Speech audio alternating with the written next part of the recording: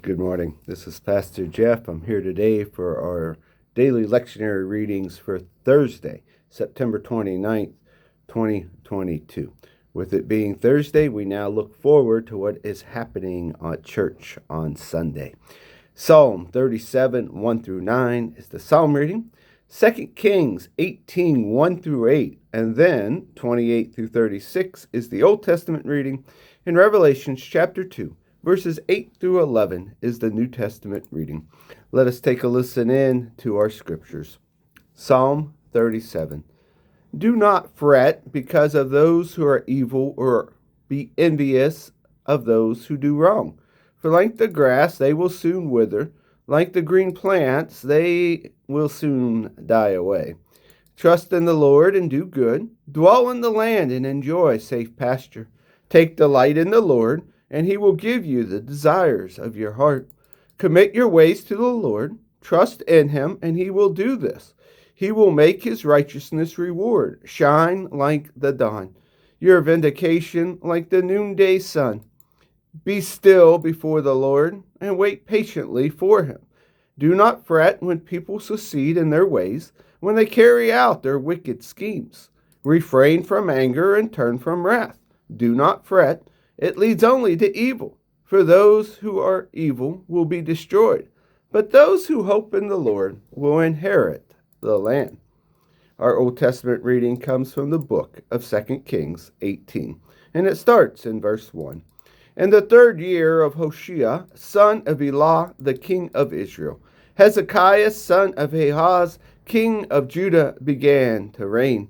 He was 25 years old when he became king, and he reigned in Jerusalem 29 years. His mother's name was Abihah, daughter of Zechariah.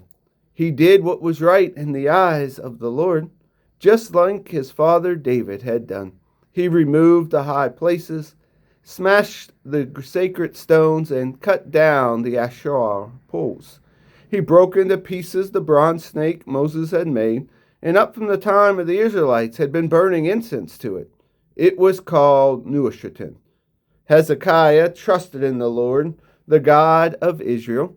There was no one like him among all kings of Judah, and either before him or after him. He held fast to the Lord and did not stop following him. He kept the commands the Lord had given to Moses. And the Lord was with him. He was successful in whatever he undertook. He rebelled against the king of Assyria and did not serve him. From the watchtower to the fortified city, he defeated the Philistines as far as Gaza and its territory. We then jump to verse 28. Then the commander stood and called out in Hebrew, "Hear the word of the great king, the king of Assyria. This is what the king says. Do not let Hezekiah deceive you. He cannot deliver you from my hand. Do not let Hezekiah persuade you to trust in the Lord when he says, 'The Lord will surely deliver us. The city will not be given into the hand of the king of Assyria.' Do not listen to Hezekiah. This is what the king of Assyria says. Make peace with me and come out to me. Then each of you will eat fruit from his own vine and fig tree and drink water from your own cistern, until I come and take you to a land like your own, a land of grain and a new vine, a land of bread and vineyards, a land of olive trees and honey. Choose life and not death. Do not listen to Hezekiah, for he is misleading you when he says the Lord will deliver us. Has the God of any nation ever delivered his land from the hand of the king of Assyria? Where are the gods of Hamath and Arpad? Where are the gods of Sepharvaim, Hena, and Ivah? Have they rescued Samaria from my hand? Who of all the gods of these countries have been able to save this land from me? And how then can the Lord deliver Jerusalem from my hand?" But my people remained silent and said nothing in reply, because the king had commanded, "Do not answer him." Our New Testament reading comes from the book of Revelations, chapter 2, verses 8 through 11. To the angel of the church in Smyrna write, these are the words of him who is the first and the last, who died and came to life again.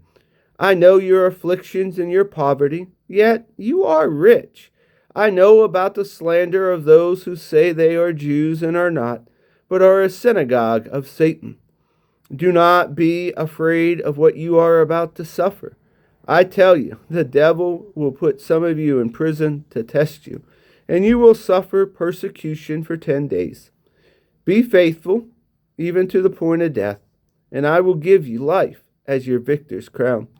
Whoever has ears, let him hear what the Spirit says to the churches. The one who is victorious will not be hurt at all by the second death. And here ends our readings for the day.